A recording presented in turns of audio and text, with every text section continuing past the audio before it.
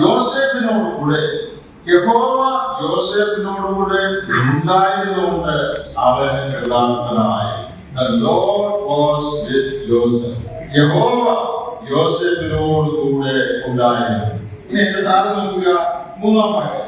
യഹോവ യോസേഫ് അവനോട് കൂടി ഉണ്ടെന്നും അവൻ ചെയ്യുന്നൊക്കെയും യഹോവ സാധിപ്പിക്കുന്നെന്നും അവന്റെ യജമാനൻ കണ്ടു. യഹോവ അവനോടുകൂടെ ഉണ്ടെന്ന് കണ്ടു. ഇനി 21-ാം വാക്യം. എന്നാൽ യഹോവ യോസേഫിനോടുകൂടെ ഇരുന്നു. അത് കാരാഗ്രഹത്തിലെ കാര്യമാണ്. ആദ്യം നമ്മൾ വായിച്ചത് പോത്തിഫറിന്റെ വീട്ടിലെ കാര്യമാണ്, യഹോവ കൂടി ഇരുന്നത്. ഇപ്പൊ വായിച്ചത് യഹോവ യോസേഫിനോടുകൂടി ഇരുന്നു. അത് കാരാഗ്രഹത്തിൽ അവനെ ആക്കിയ ശേഷമുള്ള കാര്യമാണ്. അതിന്റെ 23-ാം വാക്യം. യഹോവ അവനോടുകൂടി ഇരുന്ന് അവൻ ചെയ്തു നോക്കിയും സഫലമാക്കുകൊണ്ട് അവന് കൈകൊള്ളിൽ യാതൊന്നും കാരാഗ്രഹ പ്രമാണം നോക്കിയില്ല. അപ്പോ ഈ 39-ാം അധ്യായത്തിൽ 4 പ്രാവശ്യം ഒരേ സ്റ്റേറ്റ്മെന്റ് പറഞ്ഞിട്ടുണ്ട്. എന്താ? യഹോവ യോസേഫിനോടുകൂടെ ഇരുന്നു. The Lord was with Joseph. ഞാൻ ചോദിക്കട്ടെ, യഹോവ കൂടെ ഇരിക്കുന്ന ഒരാൾക്ക് പരാജയപ്പെട്ട ജീവിതത്തിൽ ഉടമയാകാൻ കഴിയുമോ? യഹോവ കൂടെ ഇരിക്കുന്ന ഒരാൾക്ക് ജീവിതത്തിൽ തോൽവി അടഞ്ഞു പോകാൻ കഴിയുമോ? യഹോവ കൂടെ ഉണ്ടെങ്കിൽ ആ ജീവിതം വിജയിക്കാതെ വേറെ ഏത് വഴിക്ക് പോകാനാണ് യഹോവ കൂടെ ഉണ്ടായത്? യോസേഫിന്റെ ജീവിതം ഏറ്റവും താഴ്ന്ന നിലയിൽ നിന്ന് പ്രാതികൂല്യത്തിന്റെ മധ്യത്തിൽ നിന്ന് ഏറ്റവും ഉയർന്നു വരാനായിട്ടുള്ള ഒരു കാരണം യഹോവ കൂടെ ഉണ്ടായിരുന്നു എന്നുള്ളതാണ്. അതിനെക്കുറിച്ച് ഒരു വിശദീകരണം പറയാൻ ആവശ്യമുണ്ട്. എല്ലാ വിശ്വാസികളുടെ കൂടെ യഹോവയില്ലേ? ഇല്ലേ? യോസേഫിന്റെ കൂടെ മാത്രമേ യഹോവയോ? നമ്മളുടെ എല്ലാവരുടെയും കൂടെ യഹോവയില്ലേ? ഈ തോക്കുന്നവരുടെ കൂടെ യഹോവയില്ലേ? രക്ഷിക്കപ്പെട്ട എല്ലാ ദൈവങ്ങളുടെ കൂടെ യഹോവയുണ്ട്. കർത്താവ് നമ്മുടെ എല്ലാവരുടെയും കൂടെ ഉണ്ട്. പിന്നെ എന്താ ചിലർ ജയിക്കുകയും ചിലർ തോക്കുകയും ചെയ്യുന്നത്?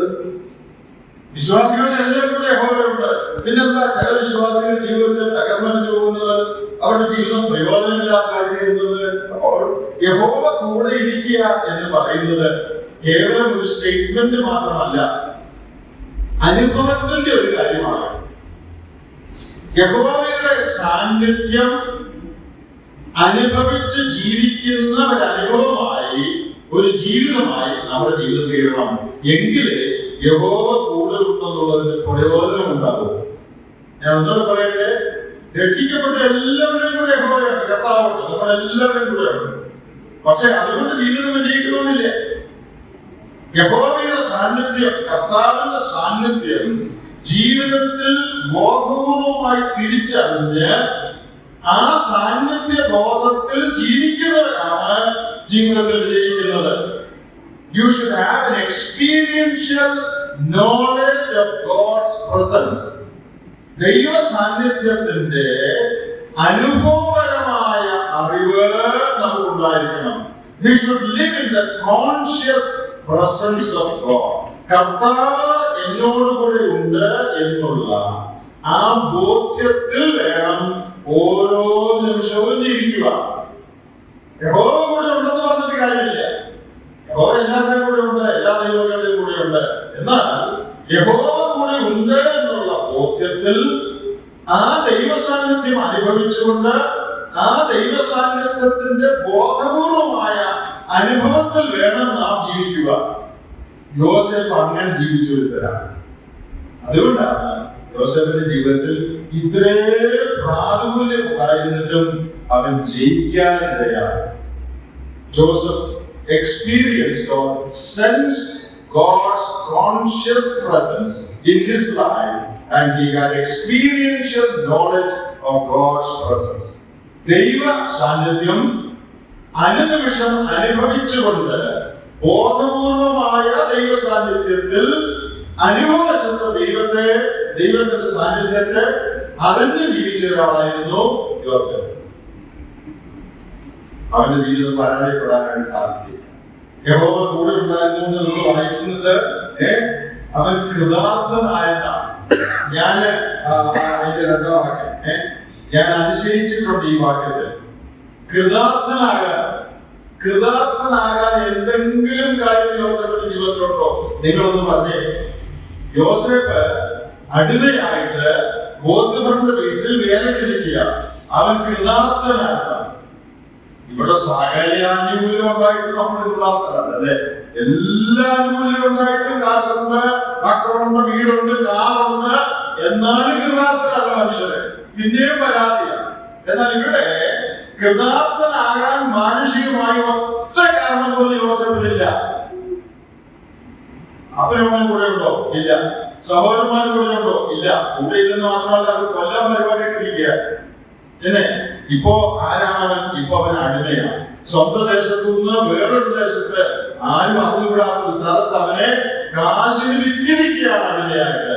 അങ്ങനെ പോത്തവരുടെ വീട്ടിൽ ജോലി ചെയ്യുക. അവിടെ കൃതാർത്ഥനാണ്. അവിടെ കൃതാർത്ഥനാകാൻ എന്തുകൊണ്ട്? കൃതാർത്ഥനാകാൻ ഒറ്റ കാര്യമേ ഉള്ളൂ. ഏതാ? ദൈവത്തിന്റെ സാന്നിധ്യം. അപ്പനില്ല, അമ്മയില്ല, വീട്ടുകാരില്ല, ബന്ധുക്കളില്ല, ആനുകൂല്യമില്ല, സ്വതന്ത്രനല്ല, വേലക്കാരനാണ്. കൃതാർത്ഥനാകാൻ ഒരു കാരണവുമില്ല. എന്നാൽ ഇതിനെല്ലാം കോമ്പൻസേറ്റ് ചെയ്തുകൊണ്ട്, വെട്ടിച്ചുകൊണ്ട് കൃതാർത്ഥനാകാൻ ഒരു കാര്യം അവിടെ ഉണ്ടായിരുന്നു: ദൈവത്തിന്റെ സാന്നിധ്യത്തിന്റെ ബോധം. അവൻ കൃതാർത്ഥനാണ്. എന്തൊരു അത്ഭുതകരമായ സ്ഥാപനം! എന്റെ സഹോദരന്മാരെ, നമ്മുടെ ജീവിതത്തിൽ ദൈവ സാന്നിധ്യം ഓരോ ദിവസവും അനുഭവിച്ചുകൊണ്ട് നാം ജീവിച്ചാൽ നമ്മുടെ ജീവിതം ഏത് പരിസ്ഥിതിയും കൃതാർത്ഥമായിരിക്കും. മാത്രമല്ല, താഴെ ഒക്കെ വായിച്ച ഒത്തിരി കാര്യം പറയാറുണ്ട്, അതിലേക്ക് ഇപ്പൊ പോകുന്നില്ല. അവൻ ചെയ്യുന്നതൊക്കെ സാധിച്ചു. അവന്റെ ജീവിതത്തിൽ അവൻ കാരാഗ്രഹത്തിൽ അവനെ ഇട്ടപ്പോ അവൻ കാരാഗ്രഹത്തിൽ വിഷണ്ണനായിരിക്കുന്ന വേറൊരാളോട് ചോദിക്കുക. 7:47 നിനക്ക് എന്താ ഒരു ദുഃഖം? ആരാ ചോദിക്കുന്നേ? ദുഃഖിക്കാൻ സകല കാരണവുമുള്ള യോസേഫ് ദുഃഖിച്ചിരിക്കുന്ന ഒരു കൂട്ടുകാരനെ കണ്ടു ചോദിക്കുക, എന്താണ് നിന്റെ പ്രയാസം? നിന്റെ മുഖത്ത് ഒരു സന്തോഷമില്ലല്ലോ. ആരാ ചോദിക്കുന്നേ? യോസേഫ്. ആ തലവറയുടെ ഒരു മൂലയ്ക്ക് താടിക്ക് കയ്യും കൊടുത്ത് തലയെ കയ്യും വെച്ചിരിക്കേണ്ടതാ. എന്റെ മുന്നേ ഞാൻ അറിഞ്ഞ കാര്യം പോലും അല്ല. ഈ സ്ത്രീ എന്തോ ഒരു ദുഷ്ടയായ സ്ത്രീയ. എന്നെ ഈ കാരാഗ്രഹത്തിൽ അടച്ചു. ഞാൻ ഒരു തെറ്റും ചെയ്തതല്ല എന്ന് പറഞ്ഞ് യോസേഫ് കാരാഗ്രഹത്തിന്റെ മൂലയിൽ കരഞ്ഞുകൊണ്ടിരിക്കുന്നതാണ്. പക്ഷെ യോസേഫ് എന്താ ചെയ്യുന്നത്? കഥകളിലുള്ള ബാക്കിയുള്ള എല്ലാവരും നോക്കുക. ആർക്കാ സങ്കടം? ആർക്കാ ബുദ്ധിമുട്ട്? എന്നൊരു സങ്കടക്കാരനെ കണ്ട് ചോദിക്കുക, നിനക്ക് എന്താണ് ഒരു സന്തോഷമില്ലാതെ? നീ എന്താണ് അത് സങ്കടപ്പെട്ടിരിക്കുന്നത്? നോക്കണേ, യഹോവയുടെ സാന്നിധ്യം അനുഭവിക്കുന്നതിന്റെ നന്മ ഞാൻ കൂടുതൽ വിശദീകരിക്കുന്നില്ല. എന്റെയും നിങ്ങളുടെ ജീവിതത്തിൽ അനുദിനം ദൈവ സാന്നിധ്യ ബോധത്തിൽ നാം ജീവിക്കണം. ദൈവ സാന്നിധ്യത്തിന്റെ അനുഭവം ഞായറാഴ്ച മാത്രമാണ്. രാവിലെ വൈകിട്ട് കുറച്ചു നേരം അല്ല ദൈവ സാന്നിധ്യത്തിന്റെ അനുഭവം. നാം ദൈവവചനം വായിക്കുകയും ധ്യാനിക്കുകയും ദൈവത്തെ ആരാധിക്കുകയും പ്രാർത്ഥിക്കുകയും മാത്രമല്ല, നമ്മുടെ ജീവിതത്തിൽ നാം തൊഴിൽ കാര്യങ്ങളിൽ ഏർപ്പെടും, കോളേജിലായിരിക്കും, വഴിയാത്രയിലായിരിക്കും, കച്ചവടത്തിലായിരിക്കും, വീട്ടുകാരും നോക്കുകയായിരിക്കും. അപ്പോഴെല്ലാം ദൈവത്തിന്റെ സാന്നിധ്യത്തിന്റെ ബോധത്തിൽ വേണം നാം ജീവിക്കുക. Practising the presence of God. ദൈവ സാന്നിധ്യം, ദൈവവുമായിട്ടൊരു ഹോട്ട് ലൈൻ, ഒരു നേരിട്ടുള്ള ഒരു ബന്ധമുള്ള ഒരു സംസർഗം നമുക്കുണ്ടായിരുന്നു. ആ ദൈവത്തിന്റെ സാന്നിധ്യത്തിൽ നാം ജീവിച്ചാൽ ഏത് പരിസ്ഥിതിയെയും പ്രതികൂല സാഹചര്യത്തെയും അത് അനുകൂലമാക്കി മാറ്റും. അവൻ ഏറ്റവും ഉയർന്നു വരാനുള്ള ഒരു കാരണം അവൻ ദൈവ സാന്നിധ്യ ബോധത്തിൽ ജീവിച്ചു എന്നുള്ളതാണ്. രണ്ടാമത് ഒരു കാര്യം ഈ 39-ാം അധ്യായത്തിൽ തന്നെ ഉണ്ട്. അതിന്റെ 9-ാമത്തെ വാക്യത്തിൽ പോത്തിനോട് ഭാഗ്യപാലനം ചെയ്യാനായിട്ട് പ്രേരിപ്പിച്ചപ്പോൾ അവൻ പറഞ്ഞ ഒരു വാചകത്തിൽ അതുണ്ട്. 39-ന്റെ ഒടുവിലത്തെ 39-9 അതിന്റെ ഒടുവിൽ 39:9 ഞാൻ ഈ മഹാദോഷം പ്രവർത്തിച്ച് ദൈവത്തോട് പാപം ചെയ്യുന്നത് എങ്ങനെ എന്ന് പറഞ്ഞു. അവിടെ ഞാൻ പറയുന്ന ഈ രണ്ട് കാര്യം ആ വാചകത്തിലുണ്ട്. ഒന്ന്, ദൈവ സാന്നിധ്യ ബോധം അവിടെ ഉണ്ടായിരുന്നു. നമുക്കറിയാം, ആ മുറിയിൽ, ആ വീട്ടിൽ ആ സമയത്ത് ആരുമില്ല. CCTV ക്യാമറയിലില്ല. അവന്റെ വീട്ടുകാരില്ല, നാട്ടുകാരില്ല, അപ്പനില്ല, അമ്മയില്ല, സഹോദരങ്ങളില്ല, അവനെ പരിചയമുള്ളവരില്ല. ആ വീട്ടിൽ ആരുമില്ല, ആരുടെയും സാന്നിധ്യമില്ല. എന്താ പറഞ്ഞേ? യോ, ഈ തെറ്റി ചെയ്താൽ നിന്റെ ഭർത്താവ് പറഞ്ഞ എന്നെ കുതിരയിലേക്കോ എന്നാണ് പറഞ്ഞത്. എന്നെ ജോലിയിൽ വിളിച്ചു കൊടുക്കുന്നതാണ് പറഞ്ഞത്. യോസേഫ് പാപം ചെയ്യാതിരിക്കാനുള്ള കാരണം യോസേഫ് പറഞ്ഞത് ദൈവത്തിന്റെ സാന്നിധ്യം ഈ മുറികൾ. അപ്പോ അവൻ ദൈവ സാന്നിധ്യം കോൺഷ്യസ് ആയിട്ട് ബോധപൂർവം അനുഭവിക്കുന്നവനായിരുന്നു എന്നുള്ളതിന് ഇതിനേക്കാൾ വലിയ തെളിവ് നമുക്ക് വേണ്ട. യോസേഫ് പാപം ചെയ്യാതിരിക്കാനുള്ള കാരണം ദൈവ സാന്നിധ്യ ബോധമാണ്. ഈ വീട്ടിൽ വേറെ ആരുമില്ല, ശരിയാ, പക്ഷേ ദൈവത്തിന്റെ സാന്നിധ്യത്തിന്റെ ബോധം ഈ വീട്ടിലുണ്ട്, ഈ മുറിയിലുണ്ട്. പിന്നെ രണ്ടാമതൊരു കാര്യങ്ങളുടെ വാക്യം നമ്മെ പഠിപ്പിക്കുന്നത് ദൈവത്തോട് പാപം ചെയ്യുന്നത് എങ്ങനെ? അവൻ ദൈവത്തെ ഭയപ്പെട്ടിരുന്ന ഒരുവനാണ്. He was a man who feared God. പ്രതികൂല പരിസ്ഥിതിയിൽ നിന്ന് ഉന്നതമായ സ്ഥാനത്തേക്ക് അവന് ഉയരാൻ അവന്റെ ജീവിതത്തിലെ രണ്ട് രഹസ്യങ്ങളിൽ അവൻ വിചാരിക്കുന്നു. ഒന്ന്, ദൈവ സാന്നിധ്യ ബോധം. രണ്ട്, ദൈവ ഭയം. യോസേഫ് ദൈവത്തെ ഭയപ്പെട്ടിരുന്നു. മനുഷ്യനെ ഭയപ്പെട്ടല്ല പാപം ചെയ്യാതിരുന്നു. പോത്തിഫറിനെ ഭയപ്പെട്ടല്ല ഭാര്യയുടെ അപൂർവതയെ പെരുമാറാതിരുന്നു. സാക്ഷ്യം പോകുമല്ലോ എന്ന് വിചാരിച്ചല്ല, നാട്ടുകാരെന്ന മോശമാണെന്ന് വിചാരിച്ചല്ല, ഒറ്റ കാരണമുണ്ടായിരുന്ന ഒരു പാപം ചെയ്യാതിരിക്കാൻ ഞാൻ ദൈവത്തോട് പാപം ചെയ്യുന്നത് എങ്ങനെ? ഞാൻ ദൈവത്തെ ഭയപ്പെടുന്നു. നിന്റെ ഭർത്താവിനെ പേടിച്ചല്ല, മനുഷ്യനെ പേടിച്ചല്ല, ഞാൻ ദൈവത്തെ ഭയപ്പെടുന്നു.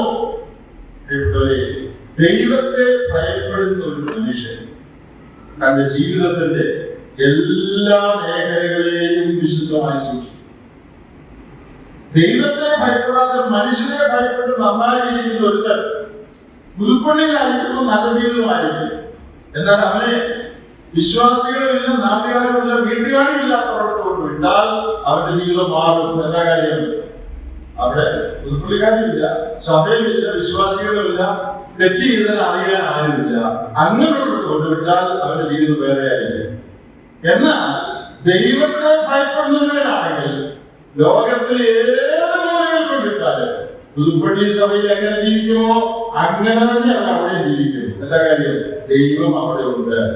സങ്കീർത്തൻ പറഞ്ഞപോലെ നിന്നെ ഒഴിച്ച് ഞാൻ എവിടേക്ക് പോകും? ഭൂമിയുടെ അറ്റത്ത് എന്ന് പറഞ്ഞാൽ അവിടെ നിന്റെ കണ്ണെന്നെ കാണും. ദൈവത്തെ ഭയപ്പെടുന്ന ഒരു മനുഷ്യന് സ്ഥല വ്യത്യാസമില്ല, അവന് സാഹചര്യ വ്യത്യാസമില്ല. എവിടെയായാലും അവൻ നേരോടെ ജീവിക്കും. അവരുടെ ജീവിതത്തിൽ ദൈവ സാന്നിധ്യ ബോധം എല്ലാ ദിവസവും പ്രാക്ടീസ് ചെയ്യും. ദൈവനെ കാണുന്നു, അറിയുന്നു, ദൈവത്തോട് ചേർന്നാൽ ഓരോ ചുവടും വെക്കുന്നതിനുള്ള ബോധ്യത്തിൽ ജീവിക്കുകയും മാത്രമല്ല ദൈവത്തെ ഭയപ്പെട്ട് ദൈവവും ഞാൻ നടക്കുന്നുള്ള ബോധ്യത്തിൽ ജീവിക്കുകയും ചെയ്ത എന്റെ ആരും പോലെ എത്ര പ്രതികൂലമായിരുന്നാലും എന്റെ ജീവിതത്തിൽ എന്തെല്ലാം ബുദ്ധിമുട്ടുകൾ വന്നാലും എന്റെ അവസാനം നല്ലതായിരിക്കും. കാരണം ദൈവം തന്നെ ഉയർത്തും. യോസേഫിനെ ഉയർത്തുന്നത് വായിച്ചു കേൾപ്പിക്കേണ്ടത് എല്ലാവർക്കും അറിയാം. ഫറവോനിൽ പതിയാണ്, സിംഹാസനം കൊണ്ടല്ലാതെ വേറെ ഒന്നുകൊണ്ടും ഞാൻ നിന്നേക്കാൾ ഉയർന്നിരിക്കുന്നത് ഈ കസേര കൊണ്ട് മാത്രമാണ്. ബാക്കി എല്ലാത്തിന്റെ അധിപൻ നീയാണ്. എന്തോ ഒരു അത്ഭുതകരമായി കാരാഗ്രഹത്തിൽ കിടന്ന ഈ തടവുകാരനെ ദൈവം ഉയർത്തി. യോസേഫ് തന്നെ ഉയർത്താനൊക്കെയില്ല, നാട്ടുകാരൻ വിചാരിച്ചാലൊക്കെയില്ല. ദൈവം ഉയർത്തിയാലേ ഇങ്ങനെ ഉയരാനൊക്കെയുള്ളൂ. നമ്മുടെ ജീവിതത്തിലും ഈ രണ്ട് കാര്യം നമുക്ക് പ്രാക്ടീസ് ചെയ്യാം. ദൈവ സാന്നിധ്യ ബോധം മാത്രമല്ല, ദൈവത്തെ. പൗലോസിന്റെ ജീവിതത്തിലേക്ക് പെട്ടെന്നവരുടെ പൗലോസിന്റെ പ്രാരംഭകാലമൊക്കെ എല്ലാവർക്കും അറിയാം.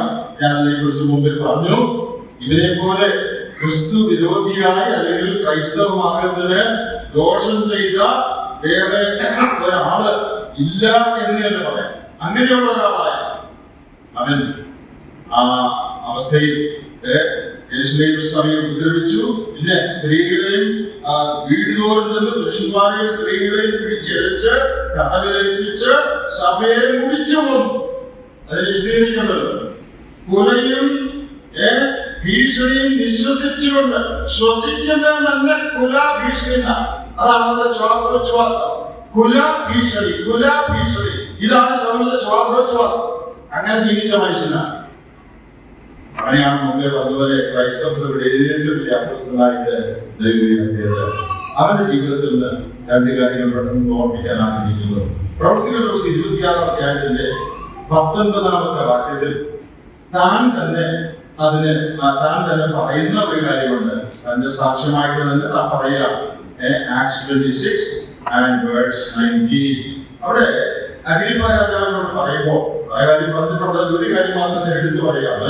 അതുകൊണ്ട് അഗ്രിപ്പ രാജാവെ, ഞാൻ സ്വർഗീയ ദർശനത്തിന് അനുസരണക്കേട് കാണിച്ചില്ല. I was not disobedient to the heavenly vision of heavenly intent. എനിക്ക് ലഭിച്ച ദർശനം, എനിക്ക് ലഭിച്ച വെളിച്ചം, അത് ഞാൻ അനുസരിച്ചു. പൗലോസിനെ ദൈവം ഉയർത്താനുള്ള ഒരു കാരണം നമുക്കറിയാം. പ്രവൃത്തികളുടെ പുസ്തകം ആദ്യ ഭാഗത്ത് ആ വെളിച്ചം വന്നതിന് പിന്നെ കാര്യമുണ്ട്. അവന് വെളിച്ചം ലഭിച്ച കാര്യം പറഞ്ഞിട്ടുണ്ട്. അന്ന് ഡെമസ്കോസിന്റെ പടിവാതിക്കൽ വെച്ച് അവന് ലഭിച്ച വെളിച്ചം, പിന്നീട് പടിപടിയായി ദൈവം അവന് കൊടുത്ത് വെളിച്ചം. ആ വെളിച്ചത്തോട് അവൻ പൂർണ്ണ അനുസരണം കാണിച്ചു. ദൈവം അവനെ ഉയർത്തി. നമ്മുടെ ജീവിതത്തിൽ എന്തെങ്കിലും പാഠം പഠിക്കാൻ ശൗലിനെ പോലെയുള്ള അക്ഷരപ്രകാരമുള്ള വെളിച്ചം നമ്മൾ കണ്ടിട്ടില്ല. എന്നാൽ നമ്മുടെ എല്ലാവരുടെ ജീവിതത്തിൽ ദൈവം നമ്മുടെ ആത്മീയ കണ്ണുകളെ തുറന്നു. ഏതോ ഒരു ദിവസം, ഏതോ ഒരു സാഹചര്യത്തിൽ രക്ഷിക്കപ്പെട്ട എല്ലാവരുടെയും ആത്മീയ കണ്ണുകളെ ദൈവം തുറന്നു. ദൈവത്തിൽ സ്തോത്രം. കണ്ണ് തുറന്നെന്ന് മാത്രമല്ല, അന്ന് മുതൽ നമുക്ക് ആത്മീയ വെളിച്ചം തരാൻ തുടങ്ങി. He began to give a spiritual light. ദൈവത്തിന്റെ വചനം വായിക്കുമ്പോൾ നമുക്ക് ആത്മീയ വെളിച്ചം ലഭിക്കുന്നു. നമ്മുടെ വീടുകളിൽ ദൈവഭക്തിയിൽ വളർത്തുമ്പോൾ നമുക്ക് ആത്മീയ വെളിച്ചം ലഭിക്കുന്നു. സഭയിൽ ആഴ്ചയിൽ ഒന്നിലധികമോ പ്രാവശ്യം ദൈവവചനം കേൾക്കുമ്പോൾ ദൈവം നമുക്ക് വെളിച്ചം തരിക. ദൈവം അതാത് സമയത്ത് നമുക്ക് തരുന്ന വെളിച്ചത്തോട് നാം അനുസരണ കാണിച്ചാൽ കൂടുതൽ വെളിച്ചം നമുക്ക് തരും. ഇത് വളരെ പ്രധാനപ്പെട്ട ഒരു കാര്യമാണ്. The more you obey the light that you already have, the more light God will give you. ദൈവം നമുക്ക് തരുന്ന വെളിച്ചത്തോട് നാം അനുസരണം കാണിച്ചാൽ കൂടുതൽ വെളിച്ചം ദൈവം നമുക്ക് തരും. അപ്പൊ കൂടുതൽ വെളിച്ചം പലർക്കും കിട്ടാത്തതെന്തുകൊണ്ടാണെന്നറിയാം. അനേകർക്ക് വല്ല ആത്മീയ ജീവിതത്തിൽ കൂടുതൽ വെളിച്ചം കിട്ടുന്നില്ല. രക്ഷിക്കപ്പെട്ടപ്പോൾ ഉണ്ടാകുന്ന വെളിച്ചം ഇപ്പോഴും. പണത്തെ കുറിച്ച് അന്നുണ്ടാകുന്ന ധാരണയെ ഇന്നുള്ളൂ. വിശുദ്ധ ജീവിതത്തെ കുറിച്ച് അന്നുണ്ടാകുന്ന ധാരണയെ ഇന്നുള്ളൂ. വിജയ ജീവിതത്തെ കുറിച്ച് അന്നുണ്ടാകുന്ന ധാരണയെ ഇന്നുള്ളൂ. കൂടുതൽ വെളിച്ചമൊന്നുമില്ല, കൂടുതൽ വിജയമില്ല, കൂടുതൽ സന്തോഷമില്ല. ജീവിതം കൂടുതൽ അർത്ഥപൂർണമായി തീരുന്നില്ല. എന്തുകൊണ്ടറിയാമോ? കിട്ടിയ വെളിച്ചം അനുസരിച്ചില്ല. കിട്ടിയ വെളിച്ചം അനുസരിച്ചില്ലെങ്കിൽ കൂടുതൽ വെളിച്ചം കിട്ടുക. നമുക്കറിയാം, നമ്മുടെ രാത്രി ഇവിടുന്ന് കോട്ടയം ടൗണിലോട്ട് പോകണമെന്ന് വിചാരിക്കുക. നമ്മുടെ കാർ എടുത്ത് ഈ വാതിക്കയിൽ നിന്ന് നമ്മൾ ലൈറ്റ് ഇട്ടാൽ എവിടെ വരെ കാണും? ഒരു ഫലവും കാണപ്പെട്ടാം അല്ലെ? അതായത് കോട്ടയം വരെ വെട്ടം കാണും ഇല്ല. ഒരു ഫലം അവിടെ ചെല്ലുമ്പോ പിന്നെ കാത്തിരുത്തുമ്പോൾ കവല വരെ വെട്ടം കാണും. അവിടുന്ന് വലത്തോട് തിരിയുമ്പോ കുറച്ചുകൂടെ വെട്ടം കാണും. പിന്നെ കുറച്ചുകൂടെ ചെല്ലുമ്പോ കുറച്ചുകൂടെ വെട്ടം കിട്ടും. എന്ന് പറഞ്ഞാൽ നാം മുമ്പോട്ട് പോകുന്നതനുസരിച്ചാണ് വഴി മനസ്സിലാകുന്നത്. അല്ലാതെ ഇവിടുന്ന് കോട്ടയം വരെയുള്ള വഴി കണ്ടിട്ടല്ലേ യാത്ര പുറപ്പെടുന്നത്. ഇരുട്ടാ. ഇവിടുന്ന് കോട്ടയം വരെയുള്ള വഴി കാണുന്നില്ല. ഒരു ഭാഗവും കണ്ടാൽ മതി. അവിടെ നിന്റെ വണ്ടി എത്തുമ്പോൾ, ആ വെളിച്ചത്തിൽ നീ എത്തുമ്പോൾ ബാക്കിയുള്ള വെളിച്ചം നിനക്ക് കിട്ടും. ആത്മീയ ജീവിതത്തിലും ശരിയാണ്. കഴിഞ്ഞ കാലങ്ങളിൽ എന്തെല്ലാം കാര്യങ്ങൾ ദൈവവചന ശുശ്രൂഷയിലൂടെ ദൈവം നമ്മൾ പറഞ്ഞിട്ടുണ്ട്. നമ്മുടെ സഭയിൽ തന്നെ അല്ലെങ്കിൽ മറ്റെവിടെയൊക്കെ ദൈവ പ്രസംഗം കേൾക്കുകയും വേദപുസ്തകം വായിക്കുകയൊക്കെ ചെയ്തപ്പോൾ എന്തെല്ലാം കാര്യങ്ങളുടെ മേൽ ദൈവം നമുക്ക് വെളിച്ചം തന്നിട്ടുണ്ട്. പണത്തോടുള്ള ബന്ധത്തിൽ, ജീവിത വിശുദ്ധിയോടുള്ള ബന്ധത്തിൽ, അന്യോന്യ ബന്ധങ്ങളോടുള്ള ബന്ധത്തിൽ, അന്യോന്യം ക്ഷമിക്കുന്നതിനോടുള്ള ബന്ധത്തിൽ, സ്നേഹിക്കുന്നതിനോടുള്ള ബന്ധത്തിൽ, കൊടുക്കുന്നതിനോടുള്ള ബന്ധത്തിൽ എന്തെല്ലാം വെളിച്ചം ദൈവം നമുക്ക് തന്നിട്ടുണ്ട്. അതൊക്കെ അനുസരിച്ചോ? മനസ്സിലായ കാര്യം അനുസരിച്ചോ? ലഭിച്ച വെളിച്ചം അനുസരിച്ചോ? അനുസരിച്ച കൂടുതൽ വെളിച്ചം തരും. അവിടെ വെളിച്ചെന്നാൽ ബാക്കി പറയാനുള്ള വെളിച്ചം തരും. അനേകർക്കും ജീവിതത്തിൽ വെളിച്ചം കിട്ടാത്തത് കിട്ടിയ വെളിച്ചത്തെ അനുസരിച്ചിട്ടില്ല. എനിക്ക് കിട്ടിയ വെളിച്ചം ഞാൻ അനുസരിച്ചു. അപ്പൊ ദൈവം ഫർദറിലായി എനിക്ക് തന്നു, കൂടുതൽ വെളിച്ചം തന്നു. അങ്ങനെ വെളിച്ചത്തിൽ നിന്ന് വെളിച്ചത്തിലേക്ക് സലോമോൻ സദൃശവാക്യത്തിൽ പറയുന്നുണ്ട്, നീതിമാന്റെ പാദം നട്ടുച്ച വരെ അധികം ശോഭിച്ചു വരുന്ന സൂര്യന്റെ വെട്ടം പോലെയാണ്. രാവിലെ സൂര്യൻ ഉദിക്കുമ്പോൾ അല്പം കട്ടയുള്ളൂ. സമയം കഴിയുമ്പോൾ ആ വെട്ടം കൂടി ഉച്ചയ്ക്ക് 1 മണിയാകുമ്പോൾ നട്ടുച്ചയ്ക്കുള്ള സൂര്യവെളിച്ചം. അതുപോലെയാണ് നീതിമാന്റെ പാത. നമ്മുടെ ജീവിതം അതുപോലെയാണോ? നമുക്ക് പണ്ടുണ്ടാകുന്ന വെളിച്ചമേ ഇന്നുള്ളൂ. വർഷങ്ങൾ കഴിയുന്നു, നാളുകൾ കഴിയുന്നു, വർഷങ്ങൾ കഴിയുമ്പോൾ കൂടുതൽ ആത്മീയ വെളിച്ചം നമുക്ക് കിട്ടുന്നുണ്ടോ? കൂടുതൽ ആത്മീയ സന്തോഷം നമുക്ക് കിട്ടുന്നുണ്ടോ? കൂടുതൽ ജയം പാപത്തിന് മേൽ നമുക്കുണ്ടോ? കർത്താവിന്റെ സ്വഭാവത്തോട് കൂടുതൽ അനുകൂലമായിട്ട് പ്രതികരിക്കുന്നുണ്ടോ? അതാ വെളിച്ചത്തിന്റെ ഫലം. വെളിച്ചത്തെ അനുസരിക്കുന്നതിന്റെ ഫലം. പ്രിയപ്പെട്ടവരെ, ദൈവം നമ്മെ സഹായിക്കുന്നത്. ദൈവദാസനൊക്കെ തന്റെ സാക്ഷ്യം പറഞ്ഞു തന്റെ ജീവിതത്തിൽ ഒരു പ്രത്യേക കാര്യത്തിന് വേണ്ടി പ്രാർത്ഥിച്ചുകൊണ്ടിരുന്നു. ആ കാര്യത്തിന് എന്താ ചെയ്യുന്നത്? വെളിച്ചം. പക്ഷെ അത് സ്നാനപ്പെട്ടിരുന്നില്ല. രക്ഷിക്കപ്പെട്ടു ഭക്തിയോടെ ജീവിക്കുക. അപ്പൊ ദൈവം എന്നോട് പറഞ്ഞാൽ ഞാൻ തന്നെ പറഞ്ഞു, ഒരു കാര്യം ചെയ്യും, ഈ കാര്യം ഞാൻ നിന്നോട് പിന്നെ പറയും. ഞാൻ ഒരു കാര്യം നിന്നോട് നേരത്തെ പറഞ്ഞാൽ രക്ഷിക്കപ്പെട്ട് കഴിഞ്ഞപ്പോൾ എല്ലാവരും ഈ സ്നാനപ്പെടുന്നു. അതും ഇതുവരെ അനുസരിച്ചിട്ടില്ല. എന്നിട്ടിപ്പോ കല്യാണക്കാരോ വേറെ അതിനിപ്പോ നിനക്ക് വെളിച്ചം വേണം. ദൈവം പറഞ്ഞ ആദ്യം പറഞ്ഞാൽ അനുസരിച്ച് അപ്പൊ പിന്നെ മറ്റേ വെളിച്ചം തരാം. അദ്ദേഹത്തിന്റെ തന്നെ അനുഭവശാസ്ത്രത്തിൽ ദൈവദാസൻ പറഞ്ഞ പ്രിയപ്പെട്ടവരെ, നമ്മുടെ കാര്യത്തിൽ അത് ശരിയാണ്. രണ്ടാമത് പൗലോസിന്റെ ജീവിതം ഉയരത്തിലേക്ക് പോകാനുള്ള വേറൊരു കാര്യം, അത് പൗലോസ് തന്നെ പറയുന്നതാണ്. 23-ാം അധ്യായത്തിന്റെ 1-ാമത്തെ വാക്യം പൗലോസിന്റെ ജീവിതത്തിലേക്ക് വെളിച്ചം വീശുന്ന രണ്ടാമത്തെ കാര്യം. പൗലോസ് ന്യായാധിപസനത്തെ ഉറ്റുനോക്കി, സഹോദരന്മാരെ, ഞാൻ ഇന്നേ ദിവസത്തോളം കേവലം നല്ല മനസാക്ഷിയോടും കൂടെ ദൈവത്തിന്റെ മുമ്പാകെ നടന്നിരിക്കുന്നു എന്ന് പറഞ്ഞു. നല്ല മനസാക്ഷിയോടുകൂടെ നടന്നിരിക്കുന്നു. 26-ാം അധ്യായത്തിലേക്ക് വരിക. ഈ പുസ്തകത്തിൽ 24-ാം അധ്യായം ആക്ട്സ് 24 അതിന്റെ 16-ാം. അതുകൊണ്ട് എനിക്ക് ദൈവത്തോടും മനുഷ്യരോടും കുറ്റമില്ലാത്ത മനസാക്ഷി എല്ലായ്പ്പോഴും ഉണ്ടായിരിക്കാൻ ഞാൻ ശ്രമിക്കുന്നു. I strive to maintain a conscience void of offense to God and man. മനുഷ്യരോടും ദൈവത്തോടും കുറ്റമില്ലാത്ത മനസാക്ഷി എല്ലായ്പ്പോഴും ഉണ്ടായിരിക്കാൻ ശ്രമിക്കുന്നു. ജോൺ മക്കാർത്തർ എന്ന വേദപണ്ഡിതൻ പൗലോസിന്റെ ഈ കാര്യത്തെ കുറിച്ച് പറഞ്ഞിരിക്കുന്ന ഒരു സ്റ്റേറ്റ്മെന്റ് ഞാൻ വായിച്ചു. അദ്ദേഹം പറഞ്ഞിരിക്കുന്ന അതിന്റെ അർത്ഥം, തെറ്റെന്ന് തനിക്ക് അറിയാവുന്ന അൺകൺഫസ്ഡ് ആൻഡ് അൺസെറ്റിൽഡ് ആയിട്ടുള്ള ഒരു കാര്യവും പൗലോസിന്റെ ജീവിതത്തിൽ പൗലോസ് വെച്ചു പൊറപ്പിച്ചിരുന്നില്ല. അതാണ് അതിന്റെ ആശയമെന്ന് ജോൺ മക്കാർത്തർ പറഞ്ഞിട്ടുണ്ട്. എന്ന് പറഞ്ഞാൽ നല്ല മനസാക്ഷി എന്ന് പറഞ്ഞാൽ ആരും പെർഫെക്റ്റ് ആണെന്നല്ല അർത്ഥം. മനുഷ്യരാരും പെർഫെക്റ്റ് ആണ്. പൗലോസ് പരിപൂർണനാണെന്നല്ല ഇതിന്റെ അർത്ഥം. എന്നാൽ തനിക്ക് കാര്യങ്ങൾ മനസ്സിലായത്തോളം, തനിക്ക് വെളിച്ചം ലഭിച്ചിടത്തോളം, തെറ്റും ശരിയും തനിക്ക് മനസ്സിലായങ്ങളിൽ തെറ്റാണെന്ന് തനിക്ക് അറിയാവുന്ന ബോധപൂർവമായ ഒരു പാപത്തെയും തന്റെ ജീവിതത്തിൽ താൻ ആലോചിച്ചിരുന്നില്ല. പ്രിയപ്പെട്ടവരെ, കൂടുതൽ വെളിച്ചം വേണമെങ്കിൽ, ആത്മീയമായി വളരണമെങ്കിൽ നാം ശുദ്ധമുള്ള മനസ്സാക്കി സൂക്ഷിക്കണം.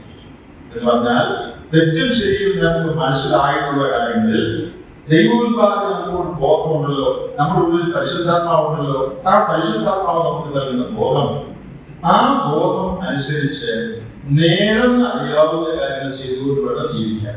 തെറ്റെന്ന് നമുക്ക് മനസ്സിലായിട്ടുള്ള കാര്യങ്ങൾ ഏറ്റുപറഞ്ഞ് ഉപേക്ഷിച്ച് കുറ്റമില്ലാത്ത മനസാക്ഷി നമുക്കുണ്ടായി. കുറ്റമില്ലാത്ത മനസാക്ഷി ഉള്ളപ്പോൾ ഞാൻ പരിപൂർണനാണെന്ന് അർത്ഥം പറഞ്ഞില്ല. ഇന്ന് എനിക്ക് മനസ്സിലാകാത്ത ചില കാര്യം 5 മാസം 6 മാസം കഴിഞ്ഞ ഒരു പ്രസംഗം കേൾക്കുമ്പോഴായിരിക്കും എനിക്ക് മനസ്സിലാകുന്ന അറിവോ അത് തെറ്റായിരുന്നല്ലോ എന്ന്. ഇന്ന് എനിക്കത് അറിയാൻ പാടില്ല. അപ്പൊ കുറ്റമറ്റ മനസാക്ഷി എന്ന് പറയുന്നത് ഇന്ന് എനിക്കുള്ള വെളിച്ചം അനുസരിച്ച് എന്റെ ജീവിതത്തിൽ ഏറ്റുപറഞ്ഞ് ഉപേക്ഷിക്കേണ്ട ക്രമപ്പെടുത്തുന്ന കാര്യങ്ങൾ ക്രമപ്പെടുത്തി ഞാൻ ജീവിക്കുന്നു. അങ്ങനെ ജീവിച്ചാണ് ദൈവനെ പൗലോസിനെ ഉയർത്തി ക്രിസ്ത്യാനിയെ മുടിച്ചു നടന്നു ഒരുത്തൻ ക്രിസ്തുവിന് വേണ്ടി തല വെച്ചു കൊടുക്കാൻ തയ്യാറായി 2 തിമോഥെയോസ് 4-ാം അധ്യായത്തിൽ ഇരിക്കുകയാണ്. ഞാൻ നല്ല ഒരു ഓട്ടം തികച്ചു വിശ്വാസമാണ്. ഒരു കാര്യത്തിന്റെ അവസാനം അതിന്റെ ആരോഗ്യത്തെക്കാൾ സംഘടനക്കാർ പറഞ്ഞിട്ടുണ്ട്, സന്ധിക്കൽ കരച്ചിലൊന്നും ആവാറുണ്ട്, ഉഷസ്സിൽ ആനന്ദഘോഷം. നിന്റെ സന്ധിയിൽ, നിന്റെ ജീവിതത്തിന്റെ സന്ധിയിൽ കരച്ചിലുണ്ടായിരുന്നില്ലാണ്. പക്ഷെ ഈ പ്രമാണങ്ങൾ നീ പാലിച്ചാൽ നിന്റെ ജീവിതത്തിൽ ഒരു ഉഷസ് ഉണ്ടാകും. ആ ഉഷസ്സിൽ നിനക്ക് ആനന്ദഘോഷം ഉണ്ടായി. എന്നാൽ ദിവസങ്ങളിൽ ഈ പ്രമാണം പരിപാലനെ സഹായിക്കട്ടെ. കഴിഞ്ഞ കാലത്ത് സംഭവിച്ച കുറവുകളിലേക്ക് വന്ന് ഉപേക്ഷിക്കാം. നമ്മുടെ ജീവിതത്തിന്റെ അന്ത്യം പിന്നീട് പിൽക്കാലം ഏറ്റവും അനുഗ്രഹമാകണം. ആദ്യകാലത്ത് കുഴപ്പമധികം സാരമില്ല. ഈ രണ്ട് പ്രമാണങ്ങൾ ജീവിതത്തിൽ പാലിച്ച ദൈവസാന്നിധ്യ ബോധം, അതുപോലെ തന്നെ ദൈവഭയം. പൗലോസിന്റെ ജീവിതത്തിൽ നമ്മൾ പറഞ്ഞത് ലഭിച്ച വെളിച്ചത്തെ അനുസരിക്കുക, ശുദ്ധമുള്ള സൂക്ഷിക്കുക. ഈ രണ്ടാളുകളും അങ്ങനെ ചെയ്തതുകൊണ്ട് താഴ്ന്ന അവസ്ഥയിൽ നിന്ന് നെഗറ്റീവായിട്ടുള്ള കോൺടെക്സ്റ്റിൽ നിന്ന് ഉയർന്ന അവസ്ഥയിൽ ദൈവത്തെ ഉയർത്തി ദൈവം നമ്മെ ഈ ബന്ധങ്ങളാൽ സാധിക്കും.